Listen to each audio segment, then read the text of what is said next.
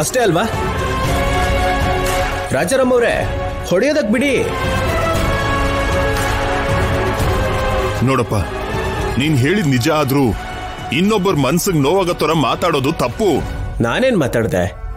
ನ್ಯಾಯ ಏನು ಅನ್ನೋದು ನೀವೇ ಹೇಳಿ. ರಾಜಾರಾಮ್ ಅವರೇ, ಅವ್ನ್ ಮಾತಾಡೋ ರೀತಿ ತಪ್ಪಾಗಿರ್ಬೋದು, ಆದ್ರೆ ಊರಿನ ಕಟ್ಟುಪಾಡುಗಳ ಬಗ್ಗೆ ಕರೆಕ್ಟಾಗಿ ಹೇಳಿದಾನಲ್ವಾ? ಈ ಊರಲ್ಲಿ ಏನೇ ಆದ್ರೂ ಕ್ಷಮಿಸಬಹುದೇ ಹೊರತು ದೇವ್ರ ವಿಷಯದಲ್ಲಿ ಕ್ಷಮಿಸಲ್ಲ. ಅದು ಯಾರಾದ್ರೂ ಸರಿ, ಈ ವಿಷಯ ನಿಮ್ಗೂ ಗೊತ್ತು. ಜಾನಕಮ್ಮನವರು ತಪ್ಪು ಒಪ್ಕೊಂಡಿರೋದ್ರಿಂದ ಯಾವ ಶಿಕ್ಷೆ ಕೊಡ್ಬೇಕು ಅಂತ ನೀವೇ ತೀರ್ಮಾನ ಮಾಡಿ.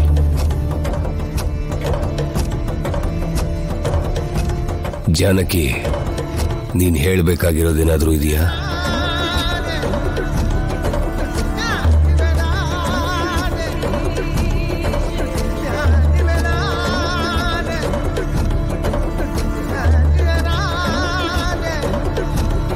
ಇಷ್ಟು ವರ್ಷ ನಾನು ಧರ್ಮನ ರಕ್ಷಿಸ್ತಾ ಇದ್ದೆ, ಅದಕ್ಕೆ ಆ ಧರ್ಮನೇ ನನ್ನನ್ನ, ನನ್ನ ಕುಟುಂಬನ ರಕ್ಷಿಸ್ತಾ ಬಂದಿದೆ.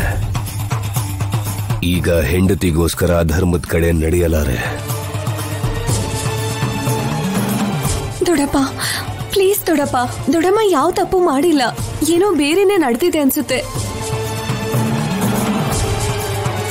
ತೀರ್ಪು ಕೊಡಕ್ಕೂ ಮುಂಚೆ ಒಂದ್ಸಲ ಯೋಚನೆ ಮಾಡಿ ಅಣ್ಣ.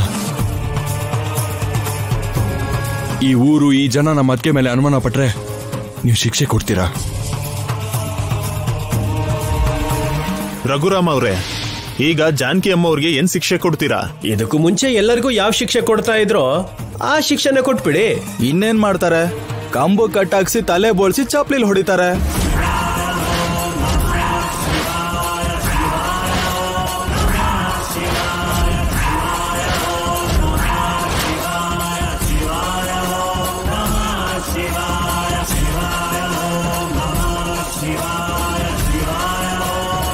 ಯಾವಾಗ್ಲೂ ನ್ಯಾಯದ ಬಗ್ಗೆ ಮಾತಾಡೋ ರಾಜಾರಾಮ್ ಅವರು ಈಗ ಅನ್ಯಾಯದ ಬಗ್ಗೆ ಮಾತಾಡ್ತಾರಾ? ಅವ್ರ ಹೆಂಡತಿಗೆ ಆ ರೀತಿ ಶಿಕ್ಷೆ ಕೊಡ್ತಾರ?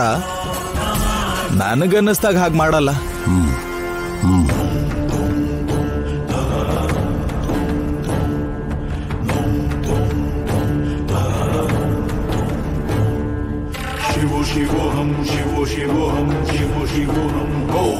ಈ ಥರದ ತಪ್ಪು ಮಾಡಿದಾಗ ಯಾವ ರೀತಿ ಶಿಕ್ಷೆನ ವಿಧಿಸ್ತಾರೋ ಅದೇ ಶಿಕ್ಷೆನ ಇವಳಿಗೂ ವಿಧಿಸಿ